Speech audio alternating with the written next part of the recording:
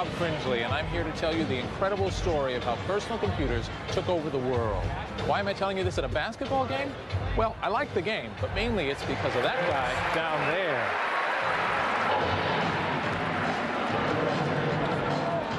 there. His name is Paul Allen, and everything you see here belongs to him.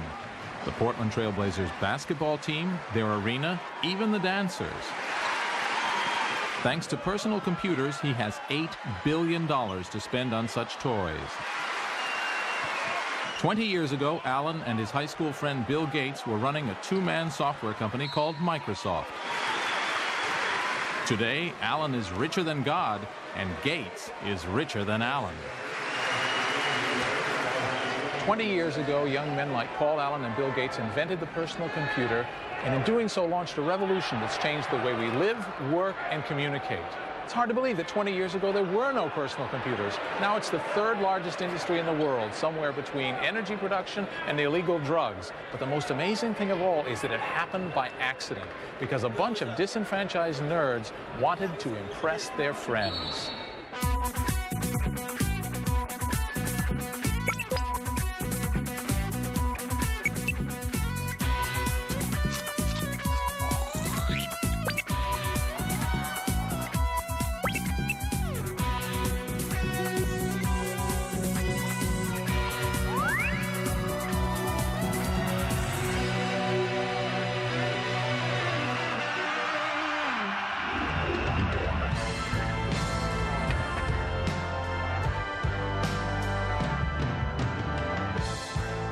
This is the story of how a handful of guys launched an industrial revolution, how they changed the culture of business, how they made history. I feel incredibly lucky to be at exactly the right place in Silicon Valley, at exactly the right time historically where this invention has taken form.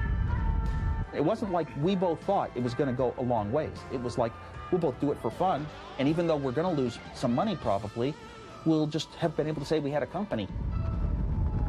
All of us would get together and just hope we were right, that the PC would become a big thing. You know, I stop and say, wow, the PC really has become part of the very fabric of the way people live. And we've certainly surged with it, and I just stop and say, pretty incredible ride.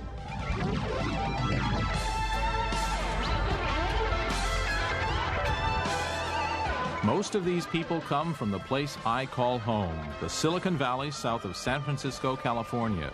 Growing up here near the electronics companies that give the place its name, these founders of the PC revolution were, for the most part, middle-class white kids from good suburban homes. But it's not their homes we're interested in, it's their garages.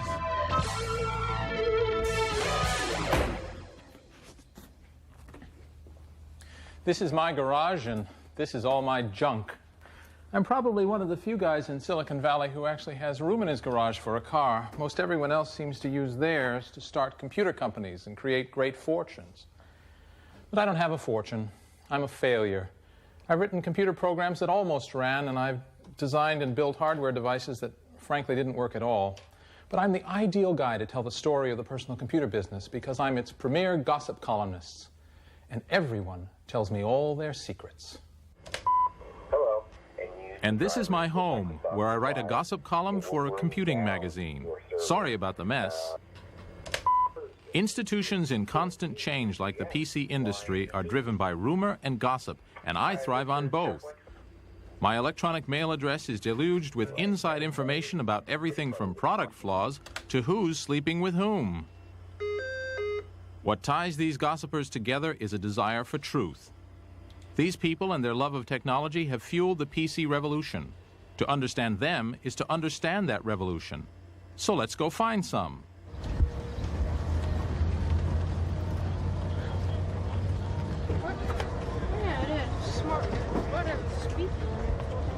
Meet Edwin Chin on a Saturday morning at the Weird Stuff warehouse. This could be 1976 or 1996, because there is always a new generation of techies like Edwin who hear the calling. Most other kids are watching TV, but not Edwin. You know, I'm interested in the electronics and technologies, and hobby since I started when I was like 6 or 7, you know. How old are you now, Edwin? 10 right now. It's no coincidence that the only woman in the vicinity looks bored. Because this is a boy thing, the obsession of a particular type of boy who would rather struggle with an electronic box than with a world of unpredictable people. We call them engineers, programmers, hackers, and techies, but mainly, we call them nerds. I think a nerd is a person who uses the telephone to talk to other people about telephones. And a computer nerd, therefore, is somebody who uses a computer in order to use a computer. And people have like different degrees of passion, different types of passion. You know, some people they just live databases, and like fifth normal form is just like nirvana, and like they just quest for it, you know.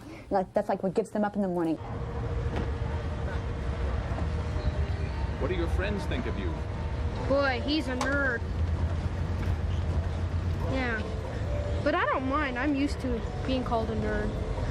Can't have other people stop your dreams. You've got a very wide wire. And in Silicon Valley, the dream is to grow up to become a boy like this. It doesn't make any difference at all to you whether it's on one of this machine. Graham Spencer is chief programmer for Architects Software. 6 guys who graduated from Stanford University and started a company just because they like each other. This is a modern-day startup, but at heart, it's no different from PC pioneers like Apple or Microsoft, nerds who share a dream. Their hobby is their business, and the culture they've created is identical to that of 1,000 other technology companies. First, they dumped the idea of 9 to 5. In this industry, you can work any 80 hours per week you like. And then I've got my cap, which I use to cover my eyes and Oh, yes. sleep in the early morning while everybody's coming in.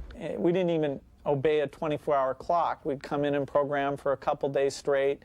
We'd, 4 or 5 of us, when it was time to eat, we'd all get in our cars and kind of race over to the restaurant and sit and talk about what we were doing. Sometimes I'd get excited talking about things I'd forget to eat, but then we'd just go back and program some more. It was us and our friends.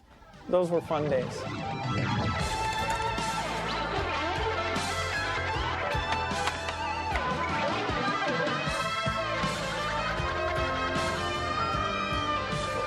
Let's look in the refrigerator. Whoa, we have Coke and cold pizza. I drink about 2 liters of Coke a day. I 2 liters of Coke a day. Yeah. And do you think of it like as brain food? That keeps me going. That and, listen to heavy metal and get caffeinated and hack.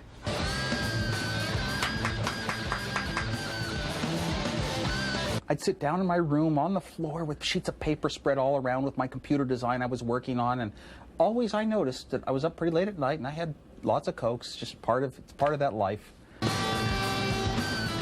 Combination of stale pizza and body odor and sort of spilt cola kind of ground into the rug. I'd brought some spaghetti to work and then forgot to wash out the container for the last couple of days, maybe 6 or 7 if I had to be honest. Ooh, that smells bad. Eating, bathing, having a girlfriend, having an active social life is incidental. It gets in the way of code time. Writing code is the primary force that drives our lives. So anything that interrupts that is wasteful. What is it about the internal logic of a computer that's so enticing? For one thing, such logic can be understood, as opposed to things that can't be understood at all, like the motivations of young women, say, or of the French. Let me explain. Time for the Cringely Crash Course in Basic Computers, Part 1. This is a mainframe computer. All of these cabinets are one machine. In the old days, all computers were this size. They were tended by engineers in white coats, a kind of priesthood who took their jobs very seriously. Now, all computers work pretty much the same, whether it's a giant that serves 2,000 users like this one, or a little notebook that serves only me. They process numerical data, adding, multiplying, comparing. Fact is, if you can quantify it, a computer can handle it. It's the emotional stuff they don't know what to do with. The data must be put into a special binary code consisting only of ones and zeros. And you have to give the computer instructions, also in code, to tell it exactly what to do with the data and in what order. These instructions are called a program. In the early days, you put in the instructions by flipping switches or loaded them from paper tape. This was called machine language. It made computers a pain to use. Even worse, every type of computer spoke a different machine language. While the ENIAC could compute the 30-second trajectory of a shell in 20 seconds, operators required 2 days to program it to do so. Then a U.S. Navy captain named Grace Hopper solved the problem. She invented a computer language, English words that the computer itself could translate into binary code. Now users could type whole lists of instructions into a computer rather than flipping those damn switches. Like most things having to do with computers, that first language had a silly name, COBOL. It was followed by other languages like Fortran and BASIC, and they all made computing just a bit more user-friendly. So when some nerd tells you he's been up all night programming or writing software or hacking code, what he really means is he's been typing long lists of instructions into his computer. Mainframe computers were far from personal. They sat in big air-conditioned rooms at insurance companies, phone companies, and the bank, and their main function was to get us confused with some other guy named Cringely, who was a deadbeat and had a criminal record.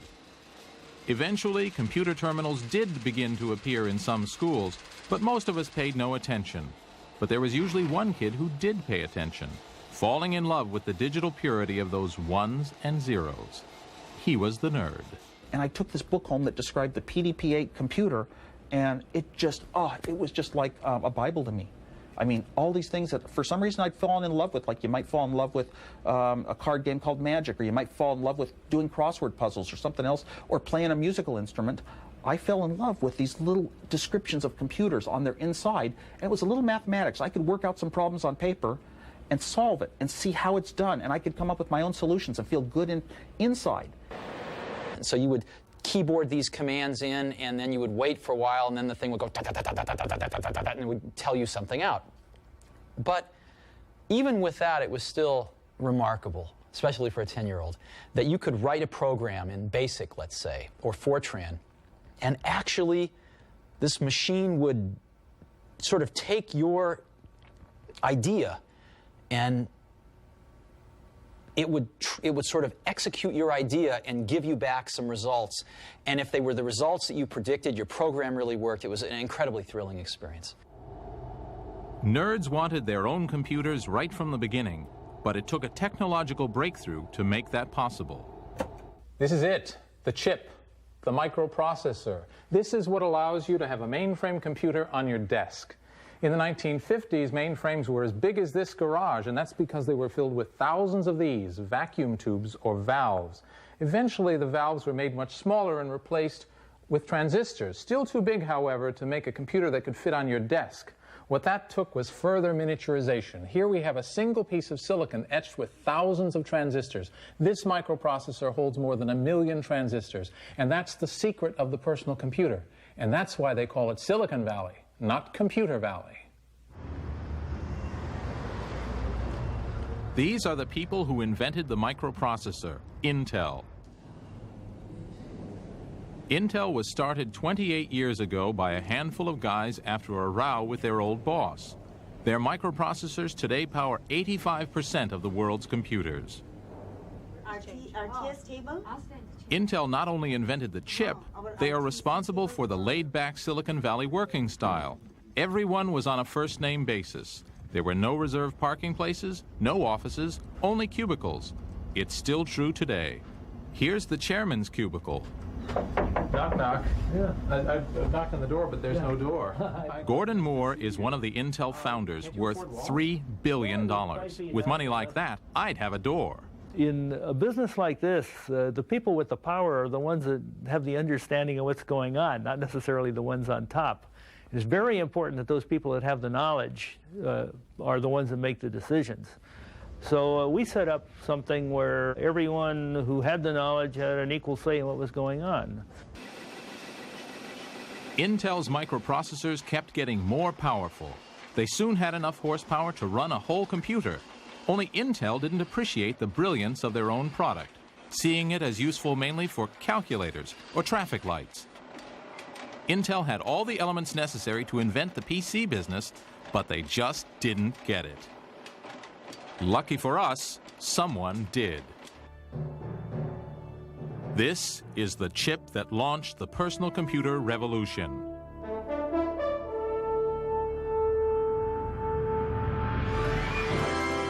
This is the magazine that announced it. In January 1975, featured on the cover was the world's first personal computer, the Altair 8800. It was the crazy idea of an ex-Air Force officer from Georgia, Ed Roberts. If you look at it, it was kind of a grandiose, almost megalomaniac kind of scheme, And right now I couldn't do it because I could see right off there's no way you could do this. There isn't any way you could do this. But at that time, we just lacked the benefits of age and experience. We didn't know we couldn't do it. 20 years after Ed Roberts' flash of brilliance, this exhibit is being held to celebrate the anniversary of the Altair. Like every other PC pioneer, Ed built his computer just because he wanted one to play with. There were some of us that lusted after computers, really, at that time. All the computers in the world tended to be in big centers, and you had to get permission to get close to them, and it was, nobody had access to computers then. And the idea that you could have your own computer and do whatever you wanted to with it, whenever you wanted to, was fantastic.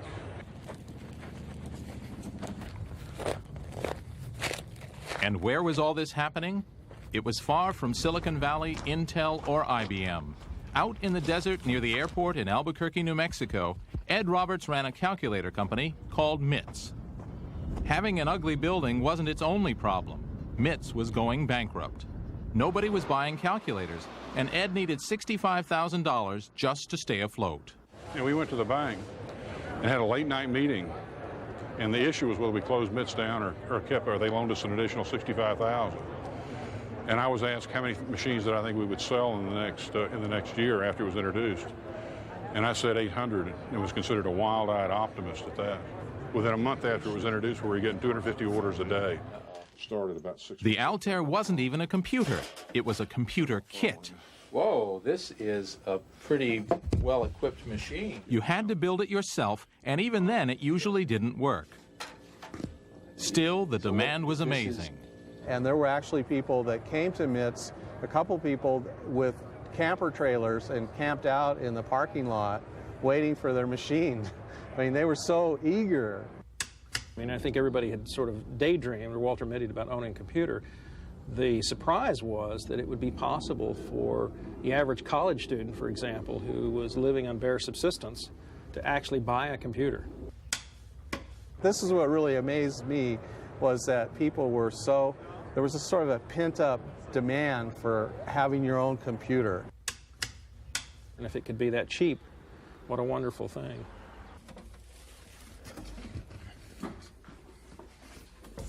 This is an Altair computer, the first personal computer. And not just any Altair. This is Altair serial number 2, the second one made. The first Altair made was sent off to be photographed at a magazine and was lost in the mail. So this is the oldest personal computer in the world. Pretty historic junk, but the question is, what do you do with it? I mean, it has a front panel with switches that you can click back and forth and some lights, but in the back, there's no place to connect a keyboard, there's no place to connect a monitor, there's no place to connect a printer. In fact, there's practically nothing at all that you can really do with this thing. But back then, 1975, the people who had it were thrilled.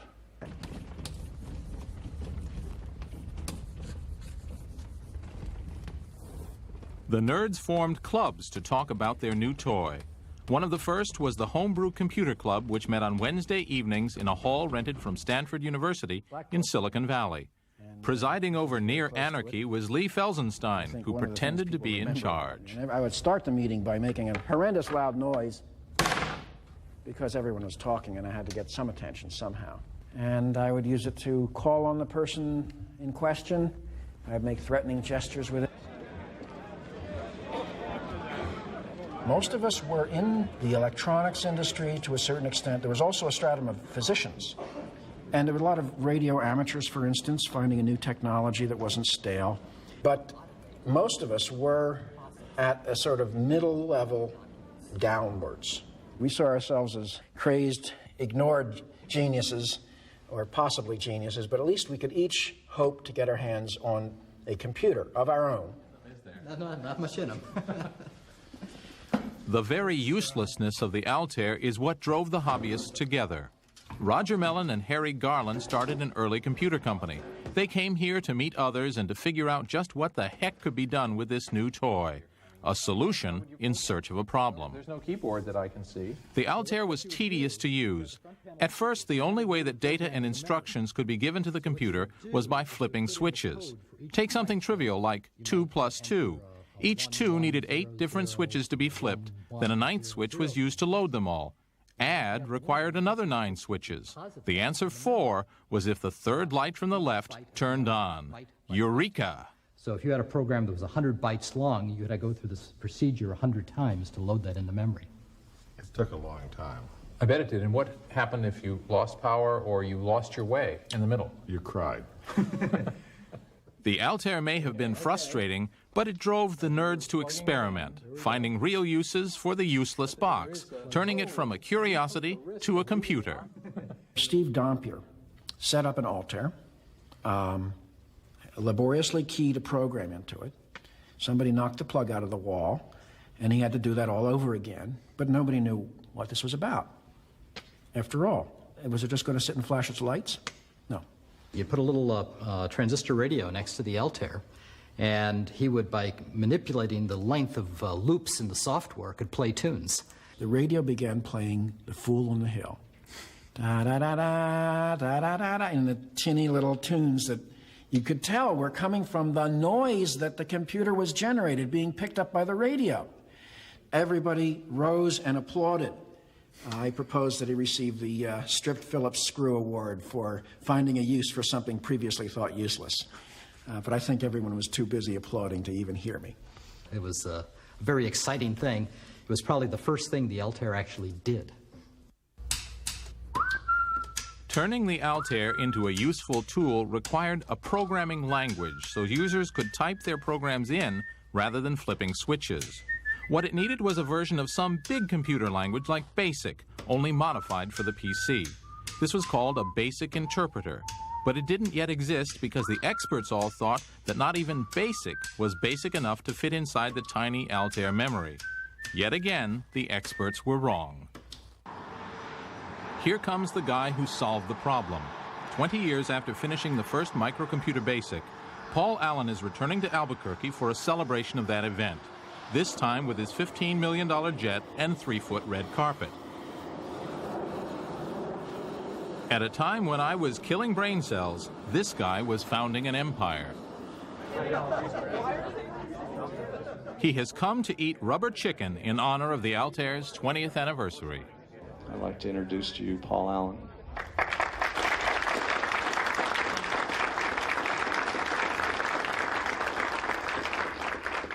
Allen co-founded Microsoft with his younger buddy from high school, Bill Gates. One day in Boston, I was in Harvard Square, and I covered Popular Electronics with this thing that looked like what I'd been imagining. And so I grabbed it off the shelf, and I looked at it, and I bought it, and I ran back to Bill's dorm, and I think he was probably playing poker that night and usually losing money at that point.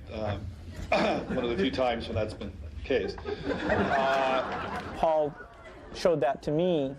Then, okay, here was a company that would be needing software. And he said, okay, well, we got to call these guys up and see if this thing is for real. We realized that things were starting to happen, and just because we'd had a vision for a long time of where this chip could go, what it could mean, that didn't mean the industry was going to wait for us while I stayed and finished my degree at Harvard. So called up Ed, we told him we've got this BASIC, and it's just, for your machine, and it's not that far from being done, and we'd like to come out and show it to you. So we'd created this BASIC interpreter. Paul took the paper tape and flew out. In fact, the night before, he got some sleep while I double-checked everything to make sure that we had it all right. but I had no idea what it was really going to be like to try to run the software. It had never been run on an actual computer before. He was very nervous about whether this would actually work. And he got to the office, and we all gathered around, and he put his fingers on the switches, and he loaded BASIC in with paper tape into the Altair. You know, I was so nervous. It's not going to work. And it worked. And it came up, and it could do a few little simple things. And it was amazing when Paul called me up and said the thing had worked the first time. And of course, it was incredibly fast. And it printed out memory size, and I think Bill said, well, it printed something. And so I said, yeah. Oh, that was unbelievable. The fact that it really worked was a breakthrough. Maybe there wouldn't be a Microsoft if the screen hadn't come alive. Who knows? It might all be quite different.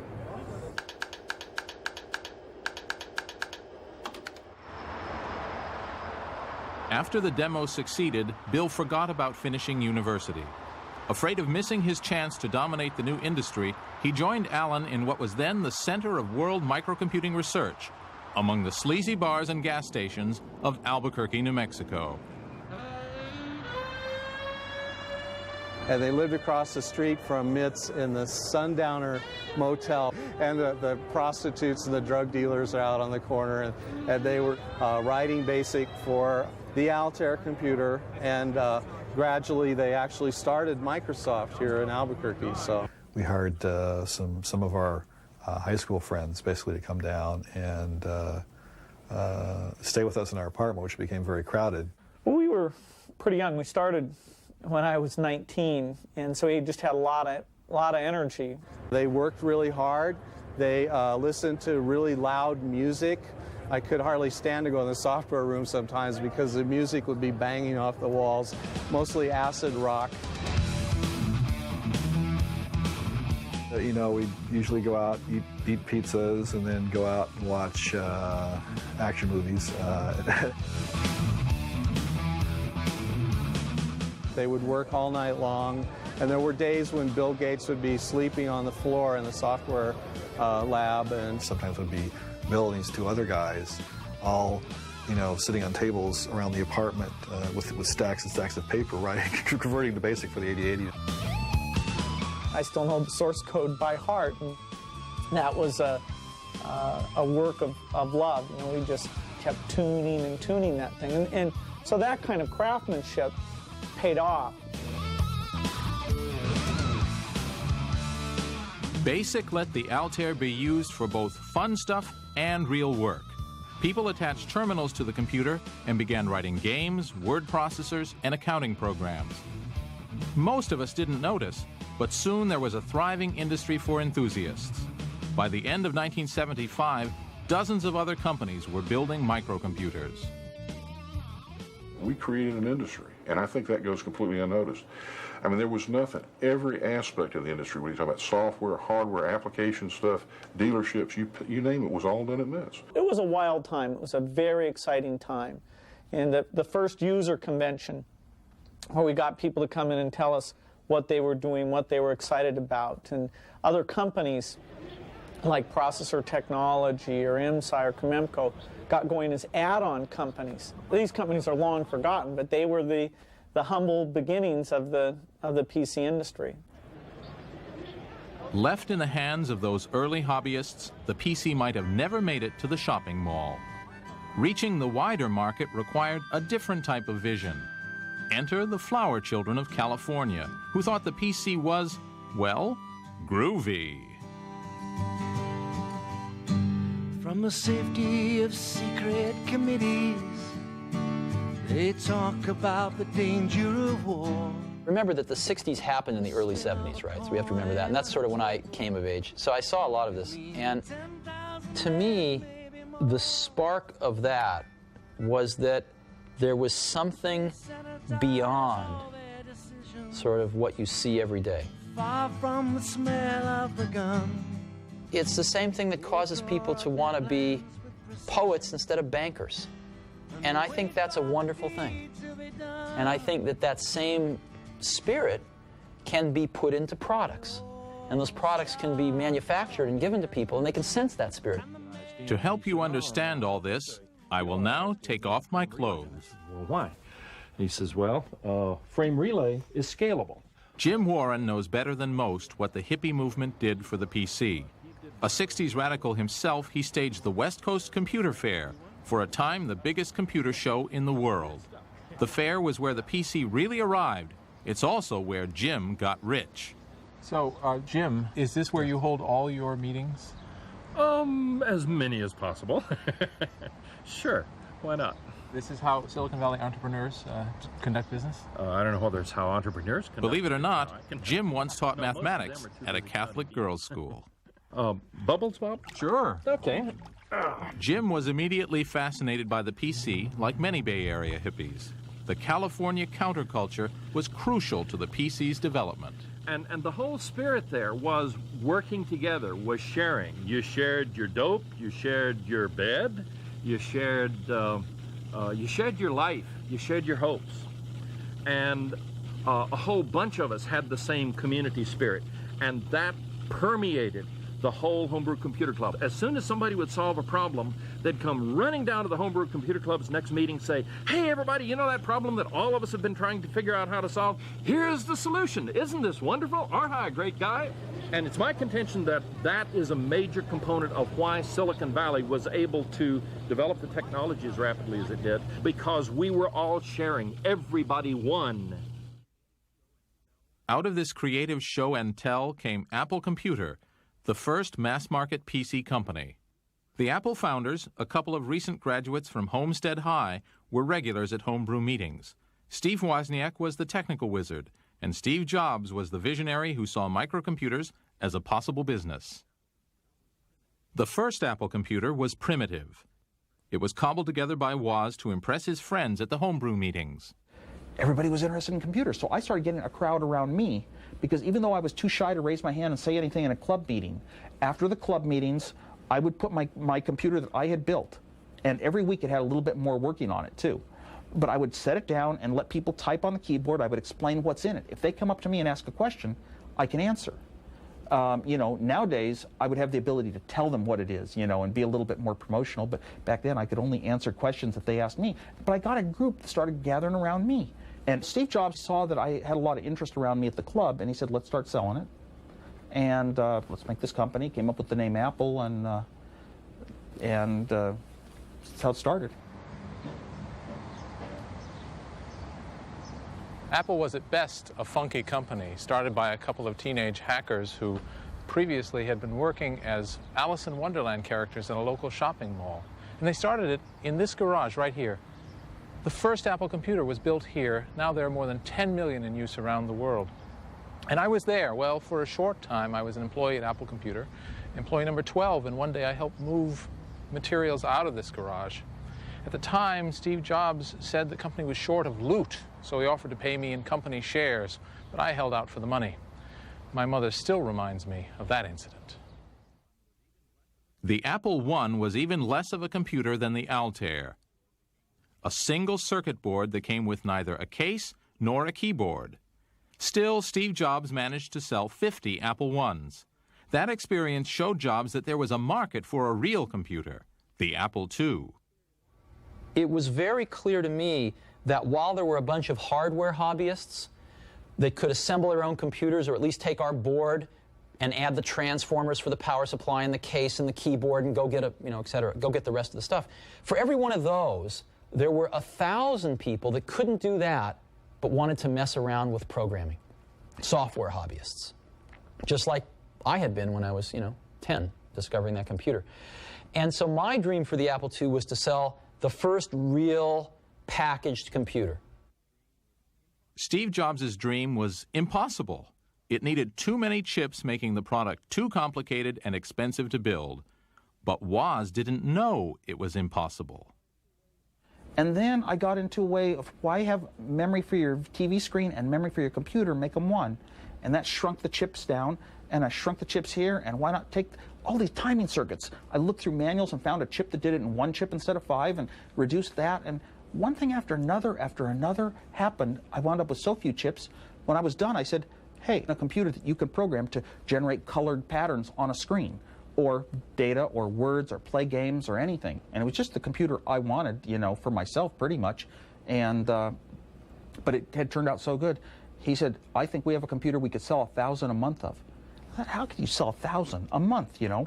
But we needed some money for tooling the case and things like that. We needed a few $100,000. That was a lot of money for two people who had nothing in their lives to speak of, didn't have a $400 bank account. So I went looking for some venture capital. The scruffy 19-year-old seduced the conservative world of venture capitalists. The man Jobs persuaded to part with his cash was Arthur Rock, the inventor of venture capital and the man who had originally funded Intel. At least the Intel boys had graduated from university and owned suits. Well, he wore sandals, and he had very long hair and beard and mustache, but very articulate. He was, I think he, at one time in his life, and it was probably when I first met him, that he ate nothing but fruit. So as a mainline venture capitalist, this is not the norm. This is not the norm.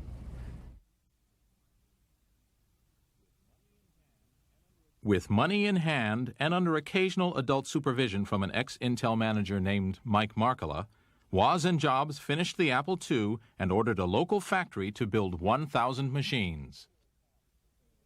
2 years passed between the Altair and the Apple II, and in that time a lot of things changed.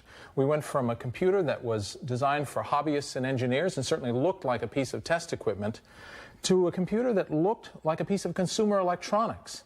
And we can thank Steve Jobs for that. His sense of design demanded that this structural foam case be used for the Apple II, the first case of its type on a personal computer. And not that there wasn't good engineering inside either. The Apple II was a model of efficient engineering. Here's the floppy disk drive controller, for example. There are 8 chips here where previously there would have been 35. This is an amazing bit of engineering that we can attribute to Steve Wozniak, who was certainly the Mozart of digital design. And all told, it turned the Apple II into a sensation. The Apple II was launched at Jim Warren's West Coast Computer Fair, one of the first big microcomputer shows. The 1978 show drew thousands of attendees and dozens of exhibitors, many of them members of the Homebrew Computer Club, which spawned most of the early microcomputer companies. But there was only one company showing something that looked like a modern personal computer. Right by the entrance, in a prime spot negotiated by Steve Jobs, sat the Apple II. It mesmerized all who saw it. My recollection is we stole the show. And a lot of dealers and distributors started lining up, and we were off and running. How old were you?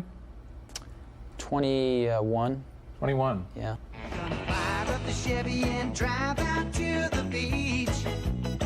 Following the West Coast Computer Fair, the next 2 years were ones of explosive growth for Apple, with thousands of customers arriving on the doorstep of the tiny office in Cupertino, California. Sales and profits grew so quickly that Apple had more money than the company could spend. And the company was very young. The founders were in their 20s, and some employees were even younger, like 14-year-old Chris Espinoza, who never left. He still works at Apple almost 20 years later. There would be public demonstrations of our product every Tuesday and Thursday afternoon at 3 o'clock. And that was good because it was after school. So I would get out of my, sophomore, junior year of high school. I would ride my little moped down to the Apple offices, and at 3 o'clock I'd give the demonstrations of the Apple II. When we were in the office, it was, hey, jokes and wiring up people's phones to do weird things, just every one of us. I mean, there wasn't a person in Apple, I don't think, for a couple of years that was, super serious. We were lucky. We had, like, the hot product of its day. And some of the people that I did original demos to came up to me years later and said, I founded a $100 million chain of computer stores based on the demo you showed me one Tuesday afternoon at Apple. It's really fun. It went so successful that all of a sudden, Steve and I wouldn't have to worry about work for the rest of our lives. And then it got even more successful and more successful after that. And it was sort of a shock. The Apple II set a new standard for personal computers and showed there was some real money to be made. Rival companies popped up all over, but the market was still hobbyists. Guys with big beards who thought a good use for their computer was controlling a model train set. Loads in the actual program. But for microcomputers to be taken seriously, they had to start doing things that needed doing. Functions that were useful, not just for fun. Over 2,000 programs with The enthusiast market had its limits. To reach the rest of us, the Apple II needed what nerds call a killer application. Software that's so useful that people will buy computers just to run it. For the Apple II, this application was called VisiCalc. It came straight from the blackboards of the Harvard Business School. Invented by a graduate student, Dan Bricklin, with his programmer friend Bob Frankston, VisiCalc was the first electronic spreadsheet. A spreadsheet is a tool for financial planning, bringing together for the first time the seduction of money with the power of microcomputing. Dan Bricklin's professor at Harvard showed how companies used a grid of numbers on a blackboard to work out profits and expenses. 60 down here, and your profit would be this minus this, which gives you 40. And then, well, let's see, what's the sales growth? We'll say there's a 10%. The trick to a spreadsheet is that all the values in the table are related to the others. So changes in one year would ripple through the table, affecting prices and profits in subsequent years. Students were asked to calculate how future profits would be affected by various business scenarios. It was called running the numbers, and they did it laboriously, by hand. Well, let's say your initial costs have 100 fixed costs at the beginning, so now you have a minus 20 is how much you make the first year. And then the second year you have 100, but your variable, let's say, is 25. So now you're losing, what is it? There's a pain in the neck. I wasn't very good at this stuff. 80, what? No. We failed. We just lost minus 15, right? And then eventually you're making money. What year do we make money? And, and how much does the cost of money? That's what running the numbers was. Because each value was linked to the others, one mistake could mean disaster. It blows all your numbers afterwards because you make all your calculations based on other numbers before them. If I had miscalculated... Dan, who had worked as a programmer, started daydreaming about how he could use a computer to replace the tedious hand calculations. I imagined that there was this magic blackboard that did like word processing does word wrapping. If you make a change to a word, it automatically pulls everything back. Well, why not recalculate the same way? So that if I changed my number, I should have used 10% instead of 12%. I could just put it in and it would recalculate everything, go through it. And that would be this idea of electronic spreadsheet. Following a model that's common today, Dan Bricklin designed the program, but got his friend Bob Frankston to write the actual computer code. After months of programming late at night, when computer time was cheaper, the Harvard Business School blackboard came to life. Now we've set this up, okay? Then we type a new value in, okay? Here I'm going to take that 100, and I'm going to change it, right? And here, recalculate it. Whoa! That saved me so much time. People who saw it and went and got it, like an accountant, I remember showing it to one around here, and he started shaking and said, "That's what I do all week. I could do it in an hour.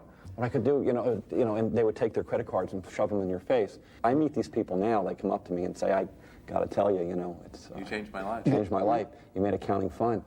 And you have to remember what it was like in those days. We did not use the word spreadsheet because nobody knew what a spreadsheet was. I came up with the name Visible Calculator, or VisiCalc, because we wanted to emphasize that aspect.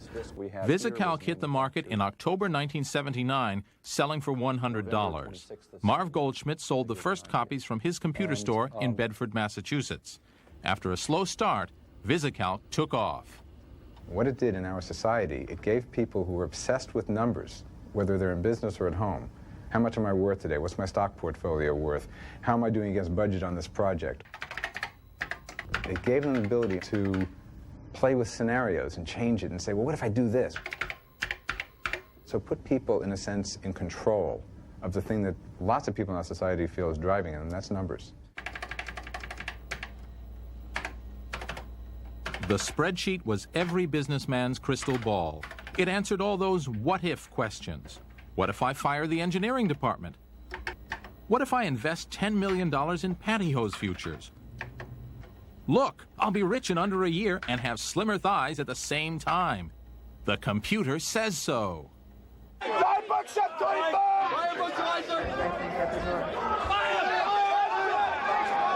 the effect of the spreadsheet was enormous. Armed with an Apple II running VisiCalc, a 24-year-old MBA with 2 pieces of dubious data could convince his corporate managers to allow him to loot the corporate pension fund and do a leverage buyout. It was the perfect tool for the 80s, the me decade, when money was everything and greed was good. The money seemed limitless. Investments, cash flow. The whiz kids, many fresh out of college, drawn here by the lure of big money. Estimates. He'd made millions for himself and others selling junk bonds. Forecasts or plans. A group that has been motivated by greed. VisiCalc can help you work faster. In 5 years, the PC had gone from a hobbyist's toy to an engine that shaped the times we lived in. Thanks to VisiCalc, the Apple II made history. Everybody you talked to just seemed excited about talking about what we were doing. And there was this huge media explosion, kind of like the internet is receiving today, of this is the happening thing. You read about it over and over and over, and every time you took an airplane flight, you read about it. And every newspaper, every week, you'd read something about small computers coming, and Apple was one of the highlight companies. So we were being portrayed as a leader of a revolution, and we really felt that we were a leader of a revolution. We were going to change life a lot. Pretty good for a company started in a garage 3 years before. But not all the PC pioneers made great fortunes. Dan Bricklin decided not to patent his spreadsheet idea. Though more than 100 million spreadsheets have been sold since 1979, Bricklin and Frankston haven't earned VisiCalc royalties in years. You know, looking back at how successful a lot of other people have been, it's kind of sad that we weren't as successful. It would be very nice to be gazillionaires, but it can also understand that part of the reason was that that's not what we're trying to be. We're kids of the 60s, and what did you want to do? You wanted to make the world better, and you wanted to make your mark on the world and improve things, and we did it. So by the mark of what we would measure ourselves by, we're very successful. Yes. And what about Ed Roberts? 3 years and 40,000 computers after assembling that first Altair, the fun was over for Ed.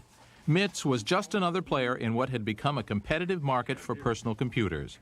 Roberts sold his company in 1978 and started a new life. He went back to his native Georgia and retrained as a doctor. I hadn't really thought anything at all about it until the last few years when people started taking credit for things that we did at MITS. And that's the only thing I think about it. It irritates me, the things that we did at MITS and we took all the heat for, that other people have tried to take credit for. And that frustrates me. While Ed Roberts invented the personal computer, it was the founders of Apple who got rich. When Apple went public in spectacular fashion in 1980, Jobs and Woz became multi-millionaires. The nerds had inherited the earth. I was worth about over $1 million when I was 23, and over $10 million when I was 24, and over $100 million when I was 25. And it wasn't that important because I never did it for the money. It was just a little hobby company like a lot of people do, not thinking anything of it. I mean, it wasn't like we both thought it was going to go a long ways. It was like, we'll both do it for fun. But back then, there was a short window in time where one person who could sit down and do some neat, good designs could turn them into a huge thing like the Apple II.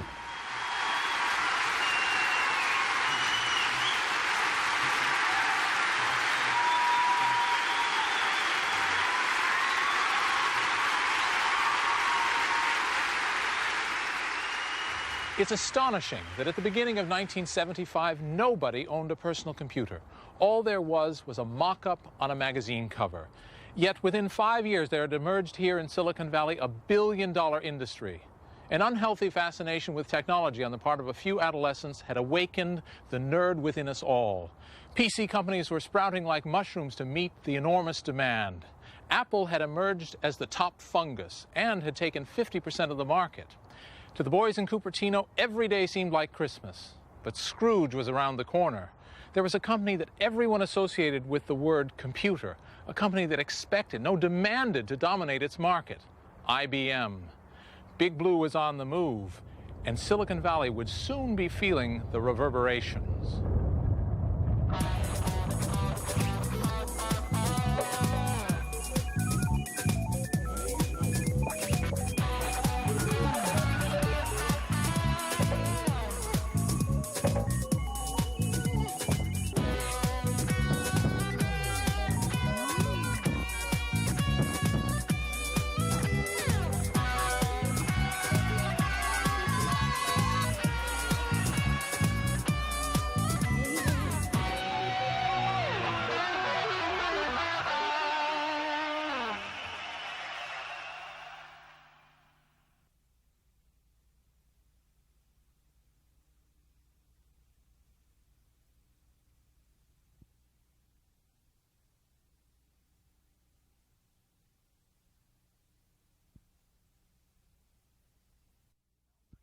The story so far. In 1975, Ed Roberts invented the Altair personal computer. It was a pain to use until 19-year-old pre-billionaire Bill Gates wrote the first personal computer language. Still, the public didn't care. Then two young hackers, Steve Jobs and Steve Wozniak, built the Apple computer to impress their friends. We were all impressed, and Apple was a stunning success. By 1980, the PC market was worth $1 billion. Now, view on.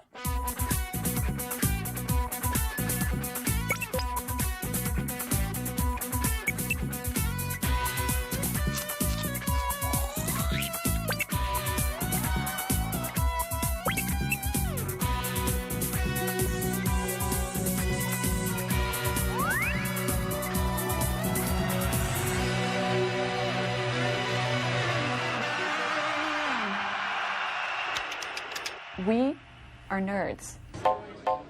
Most of the people in the industry were young because the guys who had any real experience were too smart to get involved in all these crazy little machines. It really wasn't that we were going to build billion-dollar businesses. We were having a good time. I thought this was the most fun you could possibly have with your clothes on. When the personal computer was invented more than 20 years ago, it was just that, an invention. It wasn't a business. These were hobbyists who built these machines and wrote this software to have fun. But that has really changed. And now this is a business. This is a big business. Power Center! It just goes to show you that people can be bought. If you're really an exciting on... Thank you. I want to see a blue Laurel Motors. If you got that... How the personal computer industry grew from 0 to 100 million units is an amazing story. And it wasn't just those early funky companies of nerds and hackers like Apple that made it happen. Most of this transformation from hobby to big business can be linked to 3 letters: IBM. IBM was and is an American business phenomenon. Over 60 years, Tom Watson and his son, Tom Jr., built what their workers called Big Blue into the top computer company in the world. But IBM made mainframe computers for large companies, not personal computers, at least not yet. For the PC to be taken seriously by big business, the nerds of Silicon Valley had to meet the suits of corporate America. IBM never fired anyone, requiring only undying loyalty to the company and a strict dress code. IBM hired conservative hard workers straight from school. Few IBMers were at the Summer of Love. Their turn-ons were giant mainframes and corporate responsibility. They worked 9 to 5 and on Saturdays washed the car.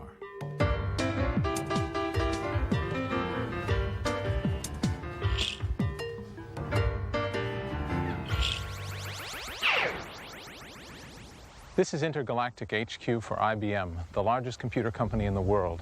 But in many ways, IBM is really more a country than it is a company. It has hundreds of thousands of citizens, it has a bureaucracy, it has an entire culture. Everything, in fact, but an army.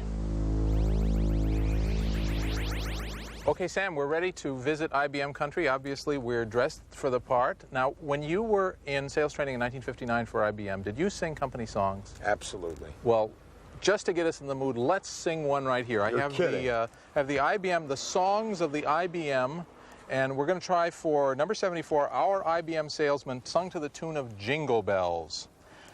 IBM, happy men, smiling all the way. Oh, what fun it is to sell our products night and day. IBM, Watson men, partners of TJ. In his service to mankind, that's why we are so gay. Now, gay didn't mean what it means today then. Remember that. Right. Okay? Okay, let's go. Okay. I guess it was okay. Perfect. Yeah. When I started at IBM, there was a dress code. That was an informal oral code of white shirts. You couldn't wear anything but a white shirt, generally with a starch collar. I remember attending my first class, and a gentleman said to me as we were entering the building, "Are you an IBMer?" And I said, "Yes." He had a three-piece suit on, vests were of the Vogue, and he said, "Could you just lift your pants leg, please?" I said, "What?" And before I knew it, he had lifted my pants leg, and he said, "You're not wearing any garters." I said, "What?" He said, "Your socks, they're not pulled tight to the top. You need garters." And sure enough, I had to go get garters.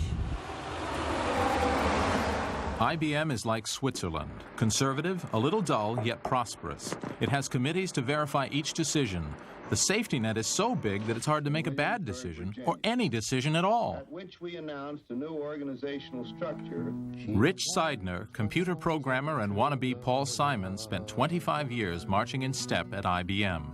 He feels better now. I mean, it's like getting 400,000 people to agree what they want to have for lunch. You know, I mean, it's just not going to happen. It's going to be lowest common, and, it's going to be, hot dogs and beans. So what are you going to do? So IBM had created this process, and it absolutely made sure that quality would be preserved throughout the process, that you actually were doing what you set out to do and what you thought the customer wanted. At one point, somebody kind of looked at the process to see, well, what's it doing and what's the overhead built into it. And what they found is that it would take at least 9 months to ship an empty box.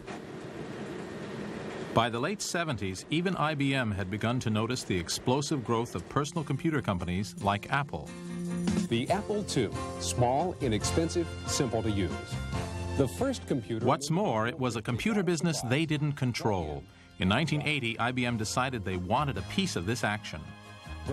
There were suddenly tens of thousands of people buying machines of that class, and they loved them, and they were very happy with them, and they were showing up in the engineering departments of our clients as machines that were brought in because you can't do the job on your mainframe kind of thing. JB wanted to know why I'm doing better than all the other managers. It's no secret. I have an Apple. Sure, there's a big computer 3 flights down, but it won't test my options, do my charts, or edit my reports like my Apple. People who'd gotten it were religious fanatics about them. So the concern was we were losing the hearts and minds. And give me a machine to win back the hearts and minds. In business, as in comedy, timing is everything, and time looked like it might be running out for an IBM PC. I'm visiting the IBMer who took up the challenge. In August 1979, as IBM's top management met to discuss their PC crisis, Bill Lowe ran a small lab in Boca Raton, Florida. Oh, hey, Bill, nice to see you again. Right. Yeah, I tried to match the IBM dress code. How did I do? That's terrific. That's terrific. I'm sorry. He knew the company was in a quandary. Wait another year, and the PC industry would be too big even for IBM to take on. Chairman Frank Carey turned to the department heads and said, "Help!" He kind of said, well, what should we do? And I said, well, we think we know what we would like to do if we were going to proceed with our own product. And he said, no. He said, at IBM it would take 4 years and 300 people to do anything. I mean, it's just a fact of life. And I said, no, sir, we can provide you a product in a year. And he abruptly ended the meeting. He said, you're on, Lowe. Come back in 2 weeks and tell me what you need. An IBM product in a year? Ridiculous. Down in the basement, Bill still has the plan. To save time, instead of building a computer from scratch, they would buy components off the shelf and assemble them. What in IBM speak was called open architecture. IBM never did this. 2 weeks later, Bill proposed his heresy to the chairman. And frankly, this is it. Now, the key decisions were to go with an open architecture. Non-IBM technology, non-IBM software, non-IBM sales, and non-IBM service. And we probably spent a full half of the presentation carrying the corporate management committee into this concept, because this was a new concept for IBM at that point in time. Was it a hard sell? Mr. Carey bought it, and as a result of him buying it, we got through it. With the backing of the chairman, Bill and his team then set out to break all the IBM rules and go for a record. We'll put it in the IBM section. Once IBM had decided to do a personal computer, and to do it in a year, they couldn't really design anything. They just had to slap it together. So that's what we'll do. You have a central processing unit, and let's see. You need a monitor or display and a keyboard. Okay, a PC, except it's not. There's something missing. Time for the Cringely crash course in elementary computing. A PC is a box full of electronic switches, a piece of hardware. It's useless until you tell it what to do. It requires a program of instructions. That's software. Every PC requires at least 2 essential bits of software in order to work at all. First, it requires a computer language. That's what you type in to give instructions to the computer, tell it what to do. Remember, it was a computer language called BASIC that Paul Allen and Bill Gates adapted to the Altair, the first PC. The other bit of software that's required is called an operating system. That's the internal traffic cop that tells the computer itself how the keyboard is connected to the screen or how to store files on a floppy disk instead of just losing them when you turn off the PC at the end of the day. Operating systems tend to have boring, unfriendly names like Unix and CPM and MS-DOS, but though they may be boring, it's an operating system that made Bill Gates the richest man in the world. And the story of how that came about is, well, pretty interesting. So the contest begins. Who would IBM buy their software from? Let's meet the 2 contenders. The late Gary Kildall, then age 39, a computer science PhD, and a 24-year-old Harvard dropout, Bill Gates. By the time IBM came calling in 1980, Bill Gates and his small company, Microsoft, was the biggest supplier of computer languages in the fledgling PC industry. Many different computer manufacturers are making the CPM operating system standard on most models. For their operating system, though, the logical guy for the IBMers to see was Gary Kildall. He ran a company modestly called Intergalactic Digital Research. Gary had invented the PC's first operating system, called CPM. He'd already sold 600,000 of them, so he was the big cheese of operating systems. In the early 70s, I had a need for an operating system myself, and it just was a very natural thing to write, and it turns out other people had a need for an operating system like that. And so it was a very natural thing. I wrote it for my own use, and then started selling it. In Gary's mind, it was the dominant thing, and it would always be the dominant because, you know, Bill did languages and Gary did operating systems. And he really honestly believed that would never change. But what would change the balance of power in this young industry was the characters of the 2 protagonists. So I knew Gary back when he was an assistant professor at Monterey Post Grad School, and I was simply a grad student. And went down, sat in his hot tub, smoked dope with him, and thoroughly enjoyed it all, and commiserated and talked nerd stuff.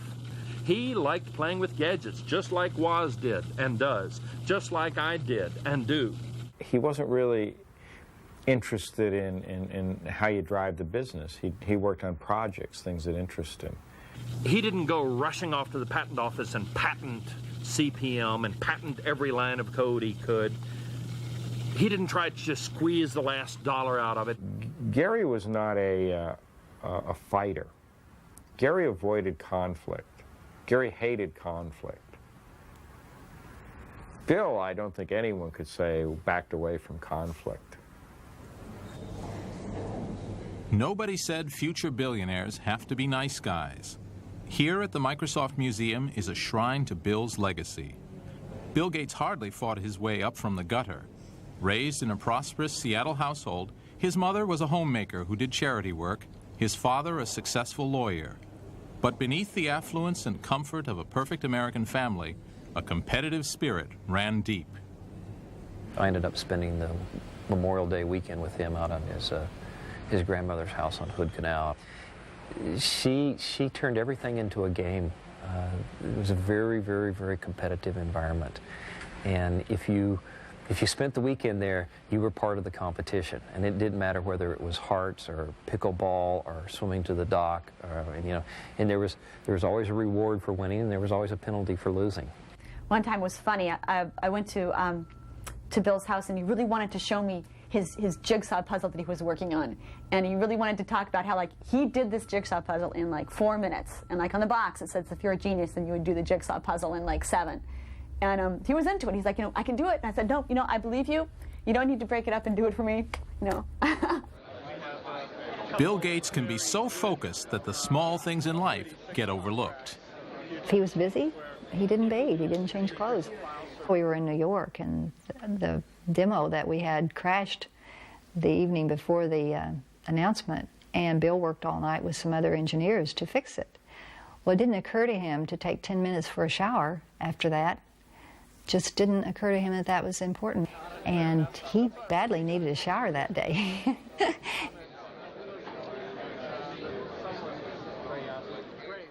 The scene is set. In California, laid-back Gary Kildall, already making the best-selling PC operating system, CP/M. In Seattle, Bill Gates, maker of BASIC, the best-selling PC language, but always prepared to seize an opportunity. So IBM had to choose one of these guys to write the operating system for its new personal computer. One would hit the jackpot. The other would be forgotten, a footnote in the history of the personal computer. And it all starts with a telephone call to an 8th-floor office in that building, the headquarters of Microsoft, in 1980.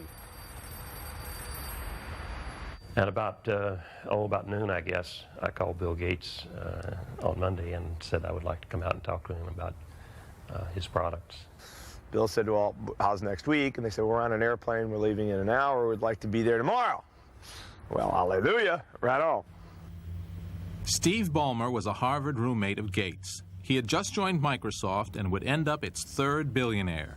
Back then, he was the only guy in the company with business training. Both Ballmer and Gates instantly saw the importance of the IBM visit.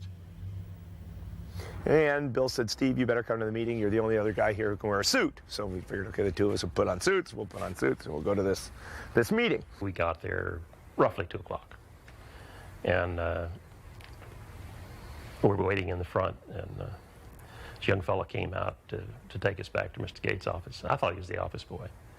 And of course, it was Bill. He was quite decisive. We popped out the non-disclosure agreement, the letter that said that he wouldn't tell anybody we were there and that we wouldn't hear any secrets and so forth. He signed it immediately.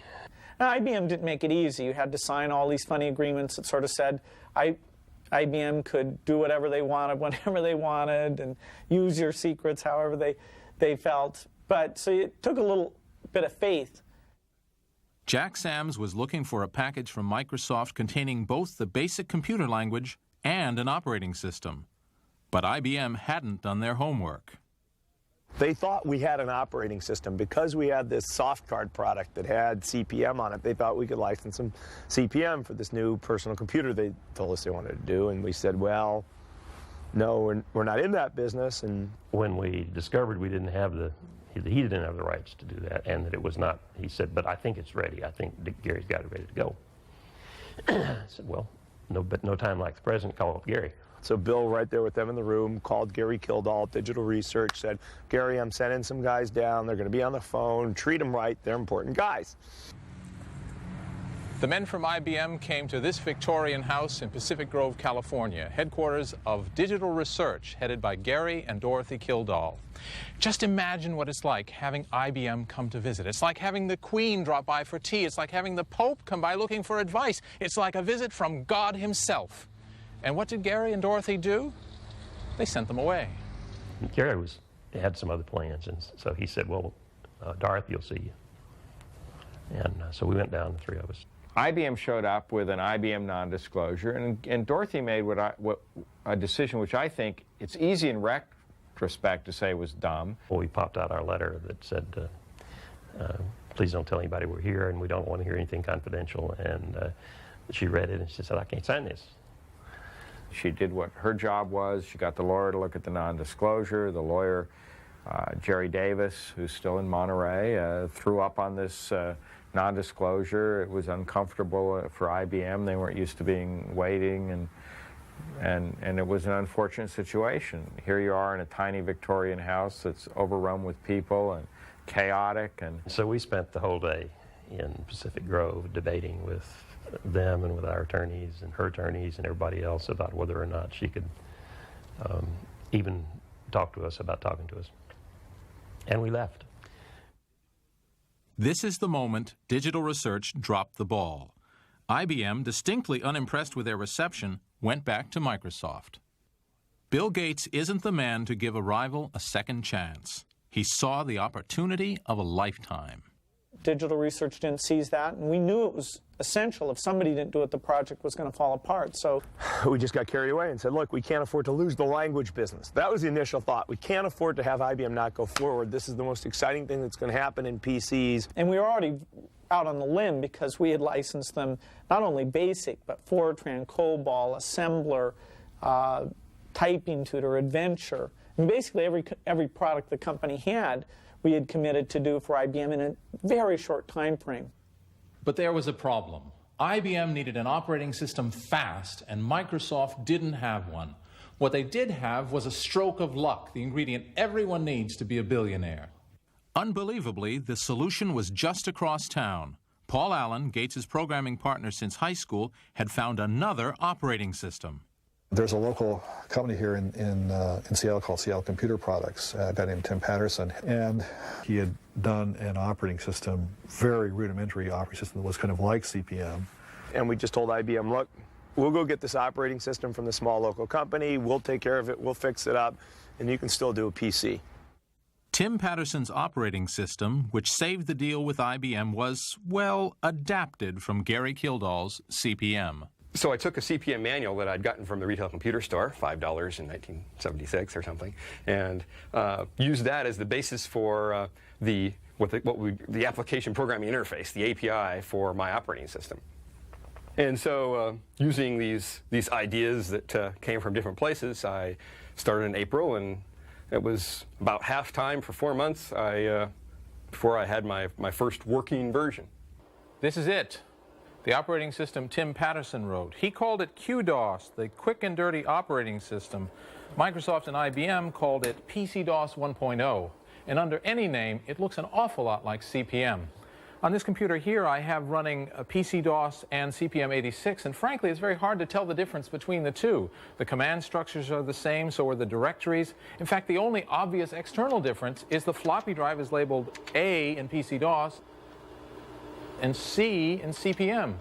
Some difference, and yet one generated billions in revenue and the other disappeared.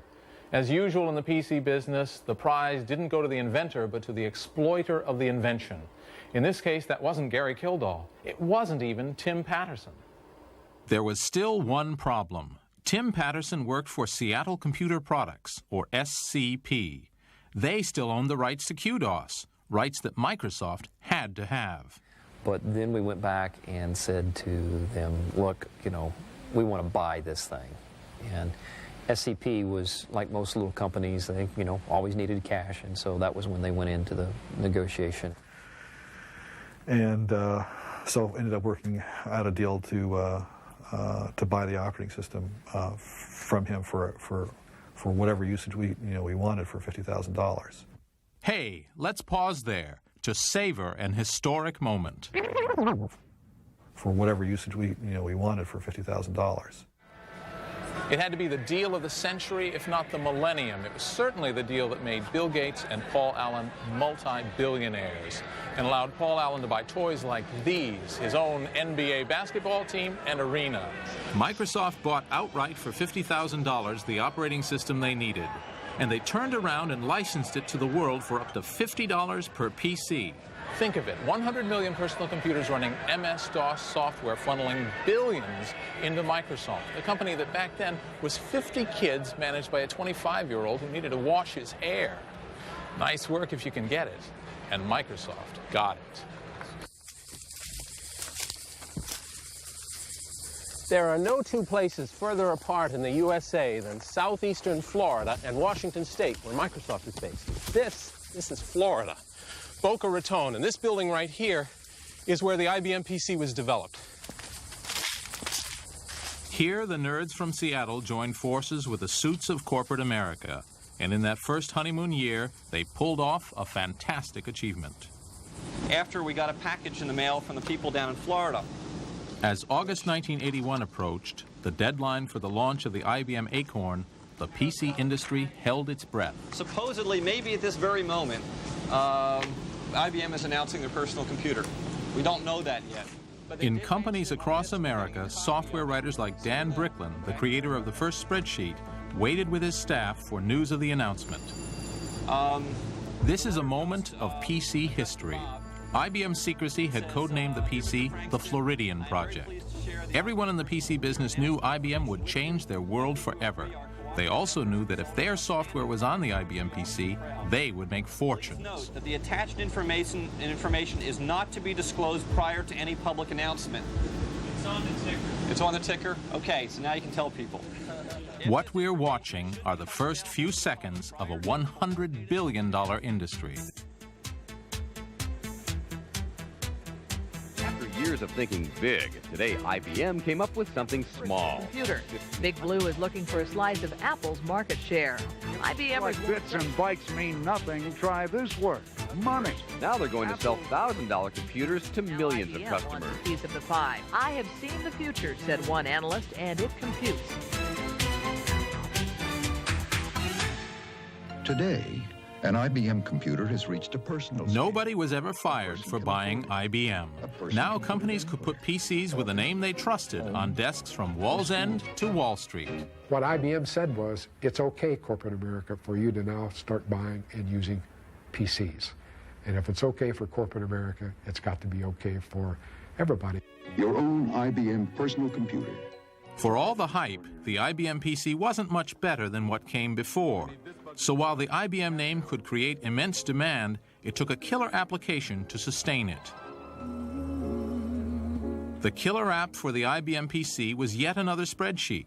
Based on VisiCalc, but called Lotus 123, its creators were the first of many to get rich on IBM's success. Within a year, Lotus was worth